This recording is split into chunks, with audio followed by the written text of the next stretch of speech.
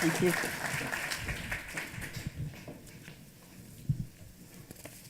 Thank you very much, Thomas. Hello, and good afternoon, everyone. So the title of my talk is, Are We Ready for Smart Homes? We are now living in an age that some people call the fourth industrial revolution. So technology is advancing at an exponential rate. For example, it took humans 1 million years to advance from the discovery of fire to the invention of stone tools, 1,000 years from printing press to electricity, and only 10 years from computing to gene editing and interplanetary travel. Indeed, we're at the elbow of this graph that's on the right. At the same time, the cost of technologies have declined to a point where many technologies for the home are indeed affordable. The Internet of Things is a network of physical devices, vehicles, our home appliances, many other items that are embedded with electronics, software, sensors, actuators, and connectivity, which enables these things to be connected and exchange data. So this allows us direct integration of the physical world into computer-based systems, resulting in efficient improvements and also economic benefits and reduced human intervention. The number of Internet of Things, or IoT devices, has increased 31% year over year to 8.4 billion last year in 2017. And it's estimated that there will be 30 billion devices by 2020. The global market value of IoT is projected to reach 7.1 billion by 2020. At the University of Alberta, we use a one-bedroom, fully equipped space that we called the Smart Condo to engage students, instructors, researchers, industry, businesses in projects and initiatives that incorporate technologies that facilitate citizens to live in their homes for as long as possible. This space is equipped with sensors, for example, for pressure, for water, like pressure on the bed or on chairs, water for motion sensors, and we also have equipped it with cameras to allow us to understand user adoption, issues of privacy, and what technologies can best capture useful data. The cameras focus on education purposes, and they feed into an observation room with monitors so that students in the health professions and also in the arts and sciences, such as computing science and engineering, can observe their performance in the Smart Condo with actual clients or patients without the professors or the instructors peering over their shoulders. But we have discovered is that real people do not like to be captured on camera. And so we've also developed a virtual reality platform for capturing the activities that occur by the residents or occupants of the space. And this platform has been, the license has been sold to a big life insurance company in China. So what we're really interested in this space are ways to recognize activity with ambient sensing or to recognize movements and activities of occupants. And we have to incorporate basic functionality, as you heard earlier. It has to be user-friendly in order to support seniors and people with disabilities living in the community. Of utmost importance is that we're very focused on ways to do this inexpensively, unintrusively or non-intrusively, and also easy to deploy methods for observing and analyzing activities. So our aim is to use these observations to recognize interesting patterns of events. And that could be personalized. It has to be, because what is out of ordinary for a particular client or resident could be perfectly normal for someone else. This project is motivated by two methodological assumptions. First, we believe that the accurate information about a person's daily activities can provide rich evidence for the person's abilities to function. In particular, as I mentioned earlier, significant exceptions and changes to one's daily routines can alert caregivers potentially of risky events or the need to even include long-term support. And then the second is that we will have ability to deploy these sensors and in ways that are going to be not only accurate but also affordable.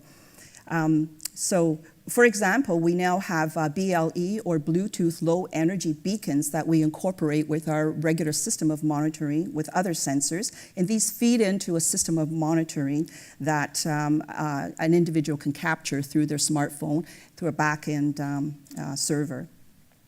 An example of the use of devices and products to connect to the internet and to send data to family or professional caregivers is a product called Jeans Meme, which is manufactured in Japan, and this company obtained Industry Canada approval last year. This smart eyewear collects electrooculography, or EOG, and motion data through sensors embedded in the glasses frame. So inertial sensors will pick up motion and acceleration. The glasses have sensors to monitor the eye, the head, the neck movement.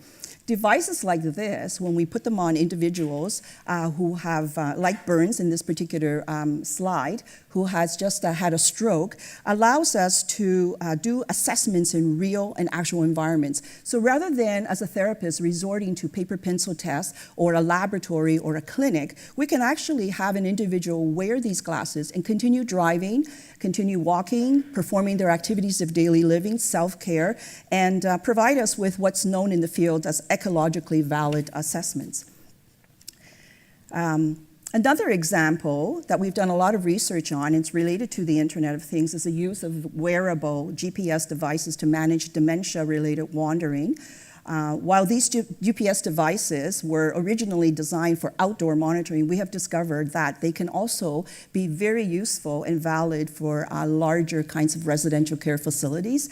And now the newer technologies can also monitor activities within the home. So what does the research literature tell us about smart home technologies? Is the science rigorous? Are the technologies ready for the market? I'm glad you asked. Using a set of inclusion criteria, what our team did recently was we retrieved over 3,000 articles. And after we removed duplicates and further screened through abstracts and full reviews, we ended up with 48 well-done articles to evaluate. And we found, and this will be interesting to those of you that are designers and also to KOHLER, that by far in the scientific literature, the most frequently studied topic was activities of daily living. By that, what I mean is self-care activities, the bathing, the grooming, the basic activities of daily living such as cooking in the kitchen.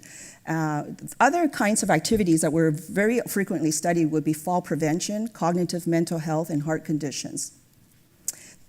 So what we did was we used a scale in science that I won't go into the name of it, but it's on a scale of 1 to 9 based on randomization, blinding, attrition, design, the rigor of the statistics. And as I mentioned, it goes from 1 to 9. 9 would be the highest.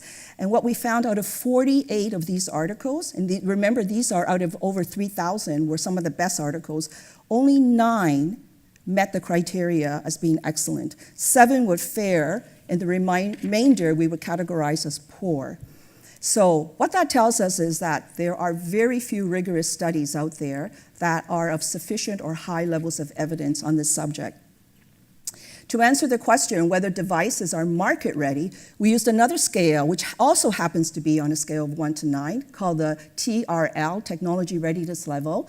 I'm a network researcher of AgeWell. We've also used this scale to develop what we call a product readiness level, basically based on this. It goes from 1 to 9. 1 would be your first concept, any idea that some of you in the audience may have with regard to, hey, I have a great idea, let's get together, let's draw it on a napkin, would probably be at TRL number 1. Your smartphones that you use, the iPads that you use would be globally marketed, are well adopted by the global market would be your 9. So that gives you an idea. What we found in our research was that most of them were hovering around TRLs of 5 and 6, not even making it to the market. Just imagine the amount of research funding, federal and provincial, going into all this research, and we are still at 5 and 6, which means most of these products are still sitting in the laboratory or on the shelves, never making it to market. And that's why there's been recently such a strong drive to foster, to encourage, and promote commercialization and also a partnership with the industry. So going back to our Smart Home Technologies literature review, we found that most of them were not ready. They were lacking in evidence. But it's encouraging to know that the highest levels of evidence were actually attributed to those studies that looked at activities of daily living. So you have actually a captured market for the work that you do here in this audience, because activities of daily living is considered to be one of the most important topics and also better studied. There was no evidence, to our surprise, on research related to, or evidence related to fall prevention. So that was scary, because we know how much money is going into fall prevention types of, even when you purchase your smartphones, you know, sometimes the sales pitch is that it's got features in there that's going to detect if you fall, if you ever want to use it. We also found that very little work has been done to address economic assessment and ethical considerations. So we were very intrigued with the lack of evidence for fall detection. So what we did was conducted another review to look at fall detection technologies, and we have found, again, that these fall short. We did this review over a 10-year of articles published over a 10-year span in 3 languages, because our team consisted of people who could read English, French, and Spanish.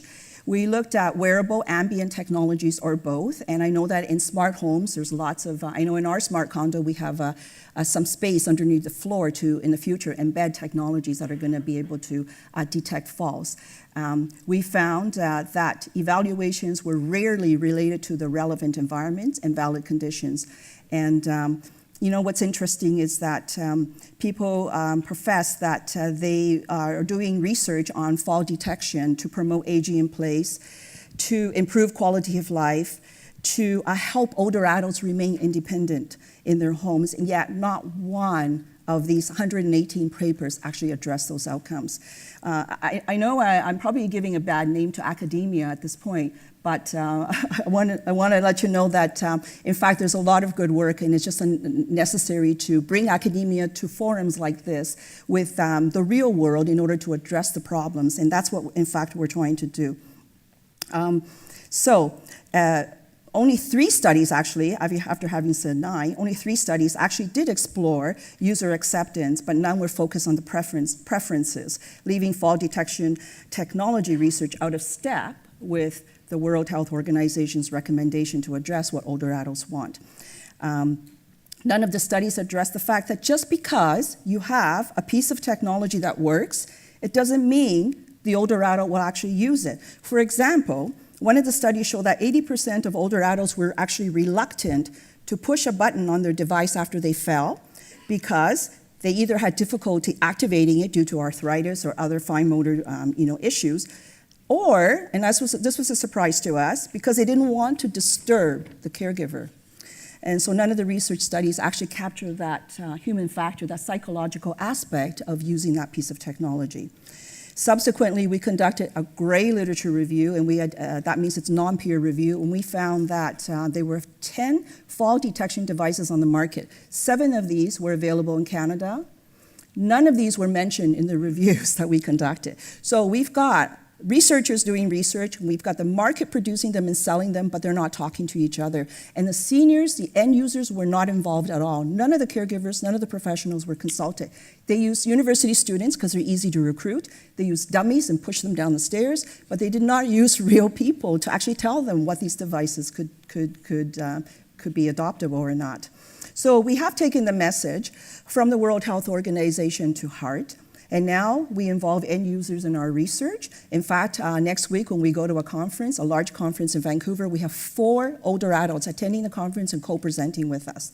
In this particular slide, what you see is Ken, one of our participants who is assisting us with co-designing various serious games, which we are looking at as replacements or substitutes for pencil paper cognitive assessments, etc. As therapeutic and health-related technologies become widely available to consumers, we have been very interested in knowing whether these technologies are acceptable by not only the clients, the people with dementia or older adults, but also by their care providers. We use a theoretical approach that addresses what you see here on the slide: performance expectancy, effort expectancy, social influence, facilitating conditions. We also look at moderating factors such as gender, age, and experience. When we use this theoretical approach, what's really neat is we can customize the questionnaires before and after a group of targeted population actually uses the technology. We can actually predict if they are going to end up using the technology, because we do it going forward. So it's a pretty neat model. We've used it in many kinds of technologies on user adoption. So, you know, we can identify, just by way of an example, social influence is different. In one study, what we did was we found that occupational and physical therapists were not pressured by their peers or by their administrators to use a particular technology that they invested. What did affect their desire or their motivation to use a piece of technology is one thing: does it help my client? However, when we use this model or this theory with older adults and with dementia and their caregivers related to GPS wearable technologies, we found that social influence was a huge factor, that people with dementia wanted to use it because it gave their caregivers a peace of mind. So this is a really interesting model and approach in the research that we do. So the take-home messages are that technology is advancing exponentially and the cost has declined, making this much more affordable and reachable for people. We know that the Internet of Things is now providing an opportunity to incorporate technologies of everyday living to assist citizens across the lifespan. Design solutions for age-related disabilities can be elegant. They don't need to be stigmatizing or institutional. In many of the kinds of innovations that we see here displayed, the automation, for example, of water, heat, all of that, not only benefit the average citizen, but it also benefits older adults and those who have cognitive impairment. And more than ever, designs should be collaborative and involve end users at the beginning of the design process, not after they've been designed and been sold on the market. Thank you.